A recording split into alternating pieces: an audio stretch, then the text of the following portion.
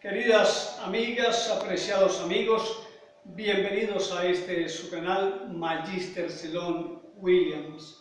Y bueno, acá estamos cumpliendo la segunda cita, aun cuando no estaba contemplada, para poder finiquitar algunas ideas, porque el tema es muy extenso y muy complejo. Me refiero al tema anterior sobre la recaída y consideramos que había muchos elementos que quedaron por fuera, que sería bueno trastocarlos y aunarlos para que de esa manera ustedes, es decir, las personas directamente interesadas y necesitadas, puedan potenciar todas sus herramientas y puedan articular todo este vasto conocimiento. En tal sentido, antes de hablar de ese adiós total a la recaída, hablamos de lo que era la recuperación. Dijimos, a grosso modo, que una persona que en teoría recae es porque no se ha rehabilitado. Es una de las filosofías o de las teorías que sostienen ciertas vertientes. Cuando uno estudia la problemática, la patología de las drogodependencias, logras entender lo complejo que es y entonces esto te obliga también a explorar todos los campos que están coligados a las distintas áreas sobre las cuales interviene la sustancia psicoactiva que la persona use, es decir, todo el cuerpo. Así que vamos a proseguir hoy con algunas ideas, hablando de esas pautas de pensamiento y actitudes que colocan en alerta a la persona, o debieran colocarlo en alerta a la persona respecto a una potencial recaída. Son actitudes negativas, ¿cierto? Como tener dudas sobre el proceso de recuperación. Entiéndase, una persona que realizó ya un proceso, ¿cierto?, ambulatorio o residencial, y tiene ciertas dudas de si estará lo suficientemente fuerte, ¿cierto? O más bien se siente vulnerable tal vez. Y esta duda, este cúmulo de interrogantes puede ir minando por lo más coyuntural su determinación. El tema de la autocompasión también es un aspecto que puede llevar a una eventual recaída. El estar victimizándose, autocompadeciéndose, ¿cierto? Se entiende que todo el proceso de resignificación de nuestra historia de vida tiene que ver justamente con poder reelaborar un nuevo marco sobre el cual nosotros vamos a desarrollarnos. La impaciencia en cualquiera de los campos, que todavía no he conseguido empleo, quiero independizarme, pero debo estar otro tiempo más con un familiar o con mis padres, qué sé yo. Esa impaciencia no manejada, recuerden que estamos hablando de algunas actitudes negativas que, coligadas y hilvanadas, pueden llevar a la persona a un desliz, a una reincidencia o a una recaída concretamente. El esperar demasiado de los demás, no solamente respecto a la rehabilitación o reeducación. En general, en la vida, esperar demasiado de los demás es, yo creo que un acto ilusorio y muy hasta infantil en cuanto a lo sutil que es este sentimiento de inocencia presente en los niños, pero que ya no debiera estar en una persona que se ha desarrollado física, mental, social, espiritualmente, y que además de ello tiene nuevas herramientas para poder seguir adelante. El mantener una actitud negativa y de insatisfacción, obviamente respecto a su aquí y ahora. El confiar demasiado en uno mismo. No en vano se dice que una de las guerras o de las batallas más importantes que uno está llamado a ganar es contra sí mismo. Entonces, a veces el exceso de confianza termina jugándonos en contra. Que la vida no tenga sentido sin drogas. Hay personas que ustedes habrán escuchado, al igual que yo, decir que es que a él le gusta o a ella le gusta vivir en ese mundo de drogas. A mí me gusta tal o cual sustancia y lo expresan como con un afecto, como con un arraigo, como con un apremio que vos decís va a ser más difícil en esta persona, ¿cierto? Que siente que su vida sin drogas no tiene sentido y que obedece también a otros factores naturalmente que se van desencadenando y desarrollando per se por el uso de la sustancia, pero que en algunas personas llega a tornarse ya como algo patológico que se mezcla con la fantasía y que se mezcla también con la desesperanza. Los sentimientos y los estados de ánimo negativos, todos, cualquiera en general, el poetizar el efecto de la droga es casi lo mismo que fantasear con la droga, ¿cierto? El hacer regresiones justamente, recordando cuán bien te sentías, cuán grato eran aquellos momentos en los que te encontrabas grupal o solitariamente usando y abusando de algunas sustancias. El poner a prueba el control personal.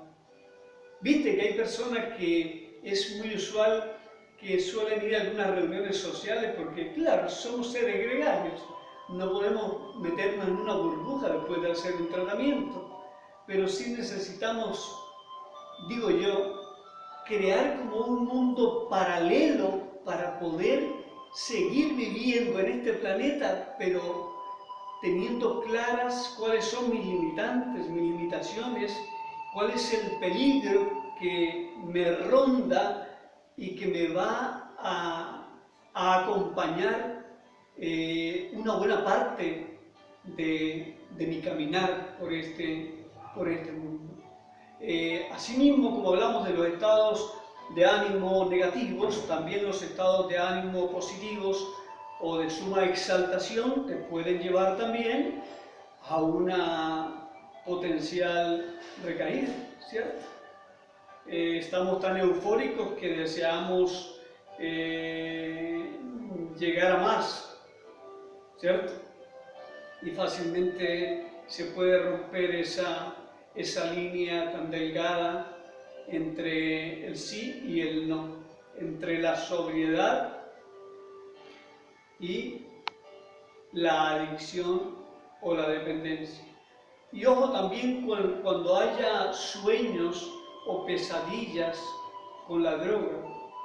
quiere decir que además de estos elementos que hemos mencionado, puede haber otras circunstancias con las cuales estás involucrado. Entonces en la noche, cuando te acostás, la mente generalmente sueña con elementos, con cosas, circunstancias cotidianas que nos ocurren, y allí vos podés decir, algo está ocurriendo, algo está pasando, e inmediatamente comenzar a hacer un automonitoreo, una introspección, una improvisación, una autoconfrontación, hablar con un amigo, con el terapeuta, con el coterapeuta, en fin, con todas las herramientas que has usado previamente para salir de esta problemática.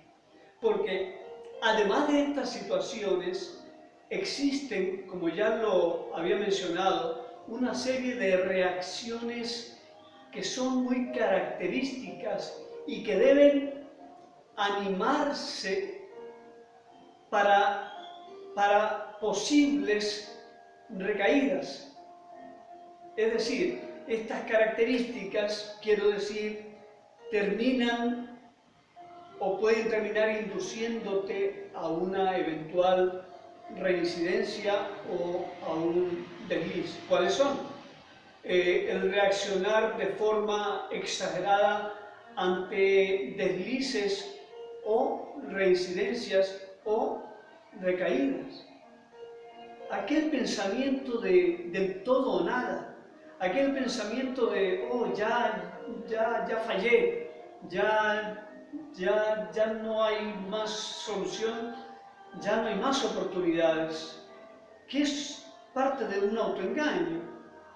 Entonces muchas personas se entregan de lleno nuevamente al uso de drogas y se entrampan en una recaída porque se desarrollan todas las características que puntualmente a él o a ella lo identificaron o cómo se identificaba cuando consumía.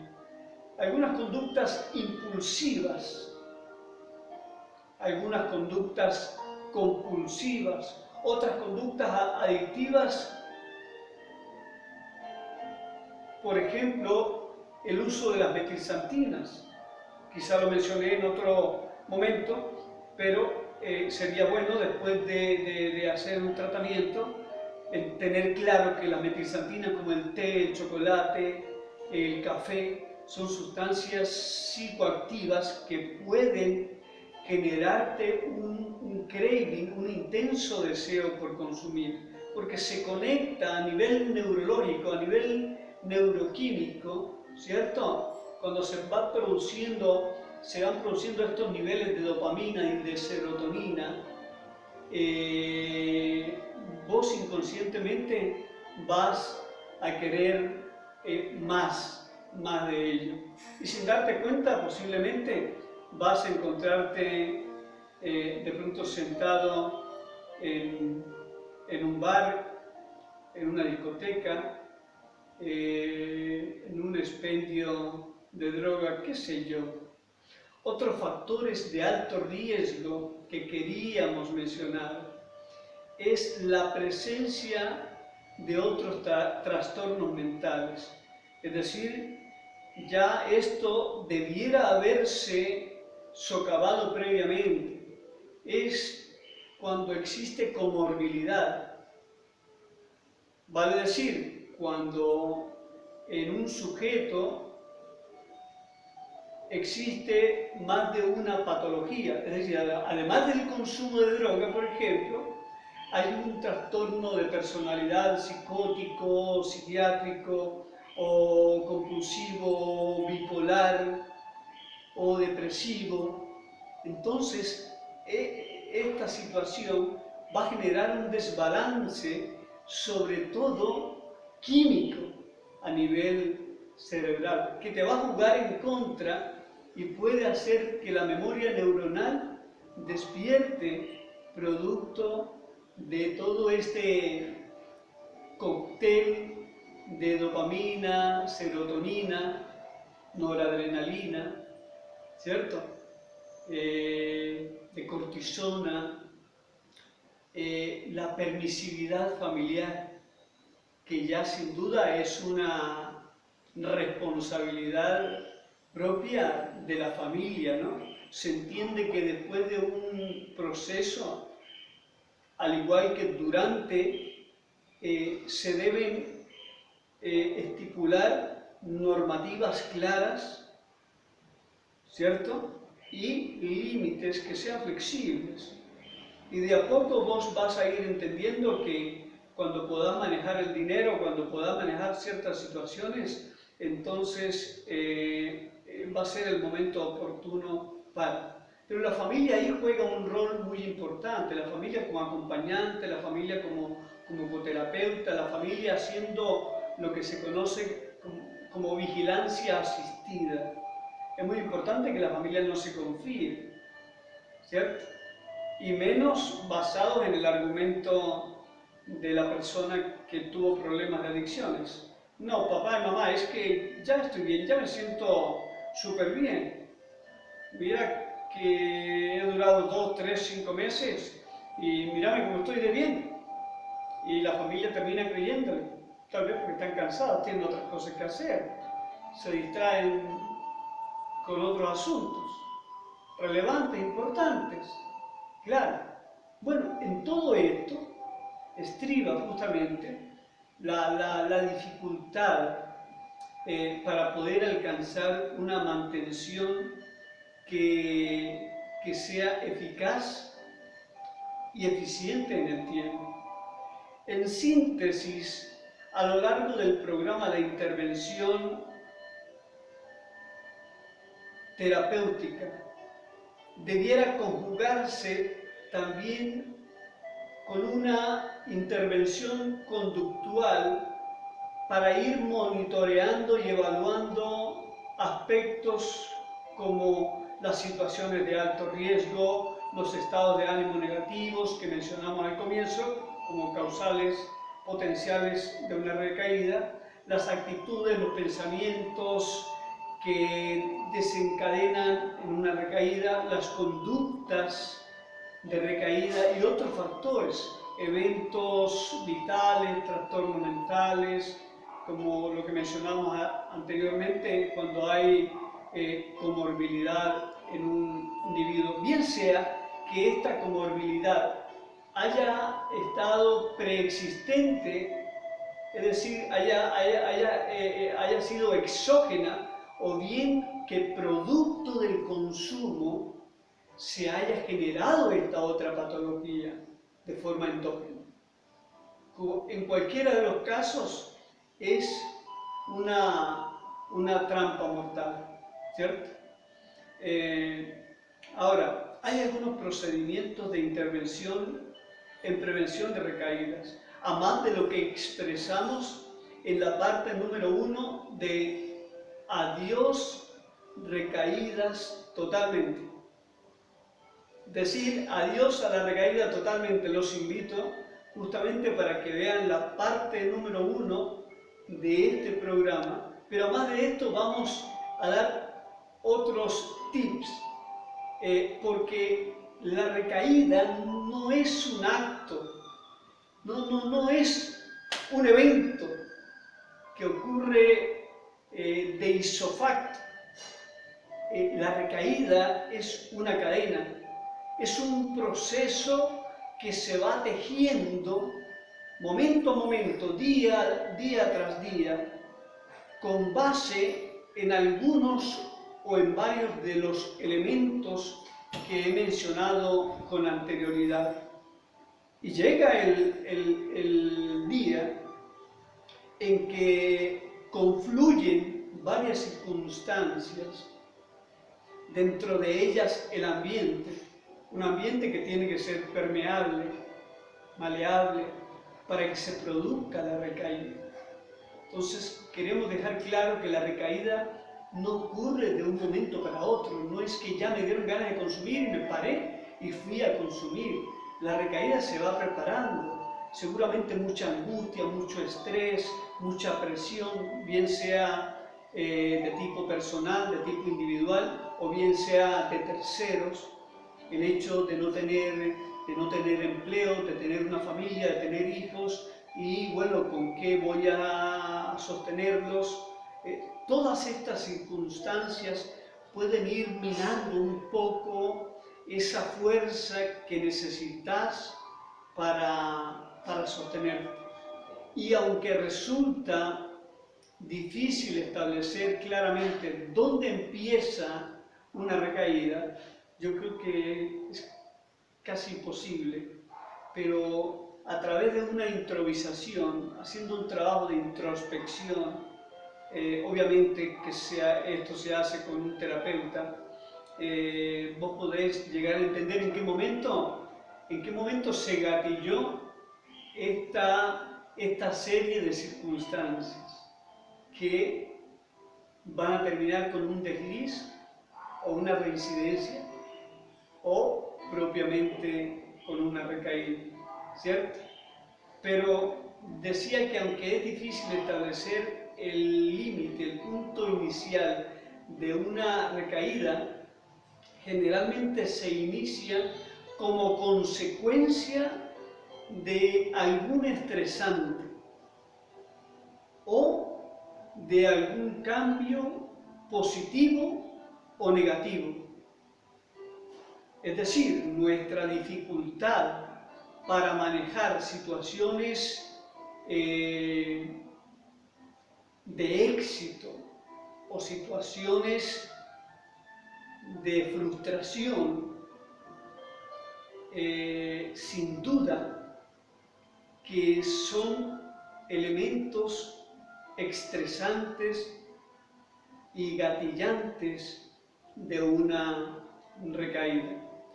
Ahora, la cadena de conductas que dan lugar a una recaída pueden caracterizarse por la secuencia de pasos que voy a tratar de enumerar para ir cerrando la temática. El resultado de una acumulación de factores estresantes causados por cambios o eventos vitales, cambios importantes, generalmente negativos. Por eso comenzamos hablando de eventos negativos que podrían llevar a una persona a la recaída. En un segundo lugar, yo mencionaría la activación de pensamientos muy negativos y o positivos y estados de ánimo o sentimientos cambiantes. El negar que el problema sea tan serio, ¿cierto? Incluso negar que exista el problema y que fue una circunstancia solamente donde te dejaste envolver por otras personas, por circunstancias ciertamente, no sé, una separación, una pérdida, qué sé yo. Entonces comenzás a minimizar, a bajarle el perfil a tu problemática, ¿cierto? Y los problemas originales van en aumento y los nuevos siguen surgiendo a medida que el paciente los sigue ignorando, como es apenas obvio. Un tercer punto sería cuando el paciente o el usuario percibe que su situación concreta está llegando al punto de no retorno. Y este punto es muy triste. Él siente que está llegando a un punto de no retorno y se siente completamente incapaz de hacer nada para superar esa fuerza contraria, ese craving, esos deseos, esos eventos negativos, esos eventos estresantes, estos pensamientos mágicos, estas pesadillas o estos sueños con droga, este fantasear con la droga, este poetizar la droga, ¿cierto? y esta frustración que él va sintiendo, lo van arrinconando, ¿cierto? Hasta que la recaída llega a parecerle la única y la última opción. Es como si él sintiera que realmente necesita recaer, e incluso sin saber para qué, muchas veces sin desearlo. Pero si se suman todos estos elementos, entonces podemos encontrarnos con esta gran catástrofe. Te quiero regalar un par de técnicas además en cuanto a la intervención en prevención de recaídas. En el modelo de prevención de recaídas se distinguen por lo menos 3 niveles de intervención. El nivel de intervención de apoyo o inespecífico, que consiste en prestar atención a los problemas y al discurso expresado por el individuo mediante un programa educativo sobre las recaídas. Estamos hablando acá de que hay familia involucrada, hay un coterapeuta involucrado, hay un grupo de autoayuda involucrado y naturalmente está la persona, puesto que sin él, sin su participación y su voluntad no se puede hacer nada. Entonces, todo un programa psicoeducativo que debe continuarse, fortalecerse sobre el tema de la adicción en general, de la problemática en general, de la enfermedad en general, de la patología en general, de la disfuncionalidad en general, de la posesión demoníaca en general, como algunas personas dentro de ciertas corrientes conciben la drogodependencia. Ahora, la manipulación del ambiente, en segundo lugar.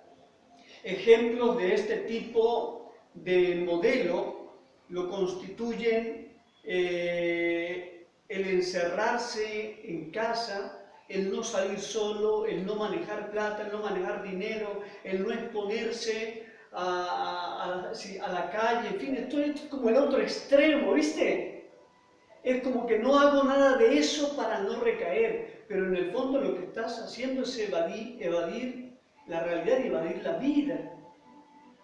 Porque si dejar las drogas se tratase de encadenar al drogodependiente, como lo he visto en algunos países de Sudamérica, por ejemplo, como tristemente tuve que verlo hace muy poco en un par de países que visité respecto a esta droga H que ha salido, que teóricamente debería ser la heroína, pero que es una cosa terrible, es una, discúlpenme la expresión, pero es una porquería, es basura. O el cocodrilo, y ver cómo a estos chicos se les va gangrenando, ¿cierto? Los labios, las extremidades, en fin, es el otro extremo. El uno, que es esta parte, esta metodología inespecífica de poder seguir potenciando todo lo que te ayude a comprender la problemática a través de la psicoeducación, a través del estudio autodidacta, de la información, del ver documentales, del partir con grupos de autoayuda, de distintas clases. No volverte en un ratón de comunidad, ¿no? Porque yo en lo personal no estoy de acuerdo con eso, pero sí en aprovechar todos aquellos elementos que permitan fortalecerse para ser finalmente libres para ser felices, porque creo que de eso se trata todo. Y miramos qué paradoja, haciendo un pequeño paréntesis, que la gente que no consume, ese alto porcentaje de gente que no consume, cree que las personas que consumen drogas son felices y que viven sintiendo placer y que viven y están totalmente equivocados, porque yo personalmente no conozco personas más desgraciadas y desdichadas que las personas que consumen drogas. Entonces, dos extremos dentro de estos modelos que estamos hablando. Si te encerrás en vos mismo, si te encerrás en la casa, entonces ¿para qué hiciste un tratamiento? Si el tratamiento ambulatorio o residencial o terapéutico es justamente para que vos tengas las herramientas y ahora seas autónomo, seas vos el dueño de tus emociones, de tu vida. Elijás, decidás qué vas a seguir haciendo, con quién vas a seguir construyendo tu proyecto de vida. De eso se trata el ser vivo, el estar vivo, la condición de seres humanos. Y un tercer elemento es la intervención genética. Se realiza mediante una terapia de apoyo y esta ayuda en la búsqueda de soluciones más que todo adaptativas, a través de la manipulación ambiental y una guía psicológica anticipatoria una vez que se conoce, por ejemplo, el curso general que siguen la mayoría de las crisis. Entonces, pudiéramos también mencionar lo que desde el punto de vista antropológico es saber cuáles son tus características bajo estas circunstancias, bajo estos elementos estresantes, ¿cierto? Para buscar la contraparte que pueda neutralizarlos. Estos tres niveles de intervención con un paciente que ha recaído se operativizan mediante la aplicación de técnicas cognitivo-conductuales, algunas de las cuales, a manera de ejemplo, podríamos citar educación sobre la prevención de recaídas. Es necesario seguir haciendo, y que tiene relación con lo que mencionábamos anteriormente, ¿no? Seguir preparándonos, capacitándonos respecto a prevención de recaídas, vigilar situaciones de alto riesgo, saber qué personas, lugares, situaciones o cosas te pueden colocar en riesgo de una recaída. Que haya un contrato de contingencias para prevenir recaídas, que haya un contrato terapéutico entre la familia y la persona que está siguiendo un programa. Toda vez que haya una falta o un desliz, entonces el adicto en recuperación faculta a la familia a que lo sometan a otro tipo de programa que teóricamente podría ser ese plan B o esa otra alternativa que no se utilizó porque analizándose el caso se previó que con determinada metodología había altísimos niveles de superación de esta problemática. También la exposición controlada y el manejo del deseo, el fomento de redes de apoyo social, lo hemos mencionado y lo haremos hasta el cansancio, los grupos de autoayuda como refuerzo y un automonitoreo constante, que por cierto debiera ser físico, debieran llevar una hoja física para saber, sobre todo en función del tratamiento y del tiempo posterior a la terminación del tratamiento, porque no termina allí el programa, termina el tratamiento, la primera parte, luego viene la parte de resocialización. Entonces allí debiera haber como una especie de diario para ver en qué momento yo sentí algún deseo de pronto, no de consumir, sino que sentí una emoción muy intensa, muy fuerte, muy negativa, me sentí deprimido, me sentí demasiado exaltado. Entonces el poder monitorear, poder anotar estas cosas para luego contrastarlas, obviamente, en un grupo de autoayuda, en un grupo de evaluación, ¿cierto? Van a ayudarte posiblemente a que no se produzca ese desliz, esa reincidencia o esa recaída.